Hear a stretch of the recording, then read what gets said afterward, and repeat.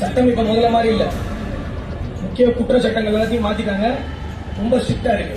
உங்களை பொருளாதார ரீதியா கூட உங்க எல்லாரையும் உருவாக்க முடியும். காசு இல்லைன்னா நீங்க கஷ்டப்படுறது மட்டும் இல்லாம உங்க குடும்பமும் கஷ்டப்படுவாங்க.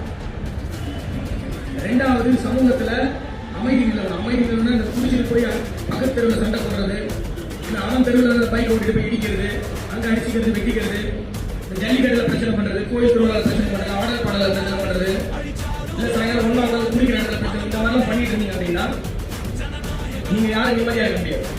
உங்க குடும்பத்தில் இருக்கவும் நிம்மதியா இருக்க முடியாது. பாத்துக்கோங்க. இங்க மொத்தமா ஒரு 300-400 பேர் இருக்கீங்க, அவ்வளவுதான். திருச்சி மாவட்டத்தோட தொகை பாத்தீங்கன்னா ஜனத்தொகைன்னு பாத்தீங்கன்னா 30 லட்சத்துக்கு கொடுக்கு. நீங்க 300-350-400 பேர்னால 30 லட்சம் மக்கள் வந்து நிம்மதியா இருக்க முடியாம இருக்க முடியாது. 300 ஒரு நம்பரே கிடையாது. ஜெயில போனா ஜெயில் வாழ்க்கை போயிடும்.